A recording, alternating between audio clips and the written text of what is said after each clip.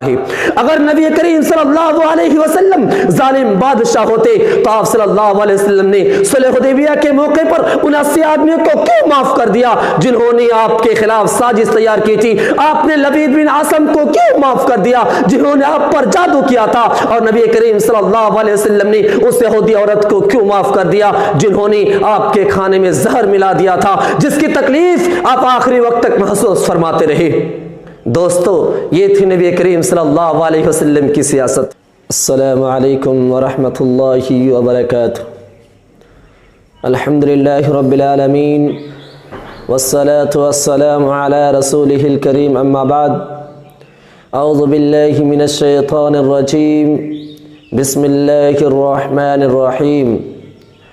وَإِنْ حَكَمْتَ فَاحْكُمْ بَيْنَهُمْ بِالْقِسْطِ إِنَّ اللَّهَ يُحِبُّ الْمُقْسِطِينَ۔ جناب صدر، حکم صاحبان، مشفق و مربی اساتذہ کرام، اسٹیج پر جلوہ افروز علماء کرام، اور میرے سامنے بیٹھے ہوئے عزیز ہم نشینوں، آج کی سالانہ تقریری انعامی مسابقہ میں میں جس ٹاپک پر لب کشائی کرنا چاہتا ہوں وہ ہے نبی کریم صلی اللہ علیہ وسلم بحیثیت حاکم۔ سامعین کرام، نبی کریم صلی اللہ علیہ وسلم ایک مکمل دستور کے ساتھ اس دنیا میں مبعوث کیے گئے اور زندگی کے ہر گوشے میں لوگوں کی رہنمائی فرمائی۔ آپ نے دین و دنیا، عبادت و سیاست، معاد و معاش میں باہمی ربط پیدا کیا اور حکومت و سیاست کی پذیرائی کی، اور خود ایک ایسی حکومت کی کہ سنگ دل انسانوں کو موم کر دیا، دلوں کو مسخر کر دیا اور ایک تہذیبی انقلاب برپا کر دیا۔ آپ نے عرب کی حکومت کے اپنے ہاتھ میں لی، عرب کی کایا ہی پلٹ دی۔ دنیا حیران تھی کہ کیسا حکمراں آ گیا ہے جس نے معاشرے کے ظلم و ستم کو عدل و انصاف میں بدل دیا، جس نے عرب کی سرکشی کو اطاعت میں بدل دیا، جس نے عرب میں موجود فتنہ و فساد سے پورے معاشرے کو امن و سکون کا گہوارہ بنا دیا۔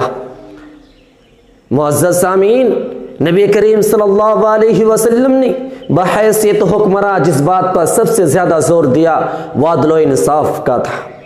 کیونکہ آپ صلی اللہ علیہ وسلم ایک ایسے حاکم تھے جو ذاتی اغراض سے بالکل بے نیاز، مذہب و ملت، قوم و نسل کے تعصبات سے بالکل پاک تھے، بلکہ آپ صلی اللہ علیہ وسلم کی پوری زندگی عدل پر مبنی تھی۔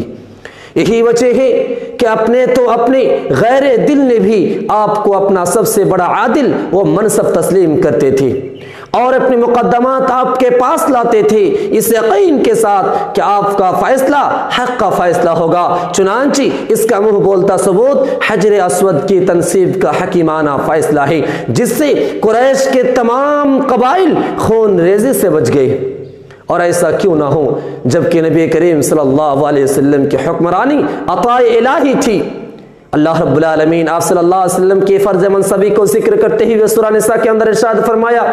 وَإِذَا حَكَمْتُمْ بَيْنَ النَّاسِ أَن تَحْكُمُوا بِالْعَدْلِ، اور آپ جب بھی لوگوں کے درمیان فیصلہ کریں تو عدل کے ساتھ کریں۔ اسی طریقے سے دوسری جگہ سورہ مائدہ کے اندر اللہ رب العالمین نے فرمایا، وَإِنْ حَكَمْتَ فَاحْكُمْ بَيْنَهُمْ بِالْقِسْطِ إِنَّ اللَّهَ يُحِبُّ الْمُقْسِطِينَ۔ اسی طریقے سے تیسری جگہ اللہ رب العالمین نے فرمایا، وَأُمِرْتُ لِأَعْدِلَ بَيْنَكُمْ۔ سامعین کرام،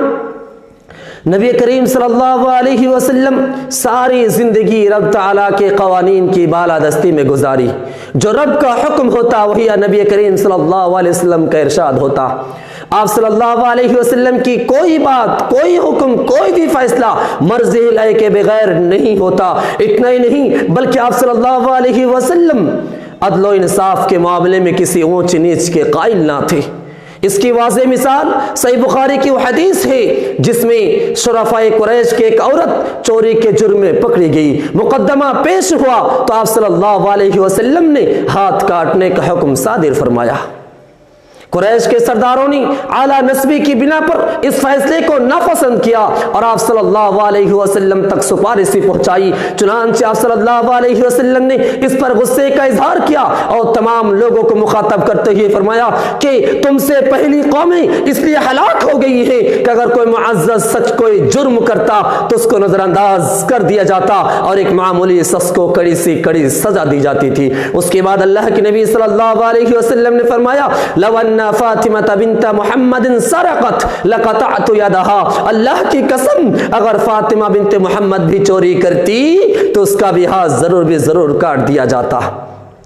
دوستو، نبی کریم صلی اللہ علیہ وسلم کی اسی حق گوئی اور غیر جانبدارانہ فیصلے کی وجہ سے اپنے اور بیگانے آپ پر اٹوٹ بھروسہ کرتے تھے اور اپنے پیچیدہ مسائل کے حل کے لیے آپ کو اپنا جج بنانے میں فخر محسوس کرتے تھے۔ صرف اتنا ہی نہیں بلکہ رب کائنات نے بھی آپ صلی اللہ علیہ وسلم کی ججمنٹ کو مستحکم قرار دیتے ہوئے سورہ نساء کے اندر ارشاد فرمایا فلا وربک لا یؤمنون حتی یحکموک فیما شجر بینہم ثم لا یجدوا فی انفسهم حرجا مما قضیت ویسلموا تسلیما۔ سامعین کرام، نبی کریم صلی اللہ علیہ وسلم نے نبی صلی اللہ علیہ وسلم بحیثیت حکمراں و سیاستداں کا ایک اہم پہلو یہ تھا کہ آپ جن اصولوں کے داعی بن کر اٹھے ان اصولوں کے معاملے میں کبھی کوئی کمپرمائز ایکسیپٹ نہیں کی، چاہے کتنی سخت حالات پیش کیوں نہ آئے ہوں۔ اسی طریقے سے آپ صلی اللہ علیہ وسلم کی سیاست ہمارے لیے اس طور پر بھی ایک آئیڈیل اور نمونہ ہے کہ آپ صلی اللہ علیہ وسلم نے سیاست کو عبادت کی طرح ہر قسم کی آلودگیوں سے پاک رکھا۔ اتنا ہی نہیں میرے محترم مسلمان بھائیوں، نبی کریم صلی اللہ علیہ وسلم دنیا کے واحد حکمران تھے جو مالی اعتبار سے زیادہ مستحکم تو نہ تھے، اس کے باوجود غریبوں کو پسند کرتے، غریبوں سے محبت فرماتے۔ یہی وجہ ہے کہ حکومت ملنے کے بعد بھی آپ نے بطور خاص غریبوں کا خیال رکھا۔ اس کے لیے وہ حدیث ہی کافی ہے جس میں اللہ کے نبی صلی اللہ علیہ وسلم نے فرمایا کہ اگر کوئی غریب شخص فوت ہو جاتا اور اس کے ذمے قرض ہوتا اور نبی کریم صلی اللہ علیہ وسلم کے پاس پیسے موجود ہوتے تو اللہ کے نبی صلی اللہ علیہ وسلم اس کی قرض کی ادائیگی کرتے، اس کے بعد نماز جنازہ پڑھاتے۔ اسی چیز کو حضرت ابو ہریرہ رضی اللہ تعالی عنہ بیان کرتے ہیں کہ فمن توفی من المؤمنین فترک دینا فعلی قضاؤہ ومن ترک مالا فلورثته۔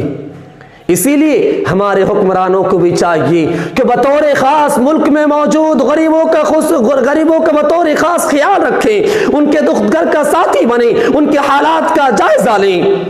کیونکہ نبی کریم صلی اللہ علیہ وسلم کے دستور تھا اگر کوئی شخص بیمار ہو جاتا تو نبی کریم صلی اللہ علیہ وسلم اس کے تیمم داری کے لیے جاتے۔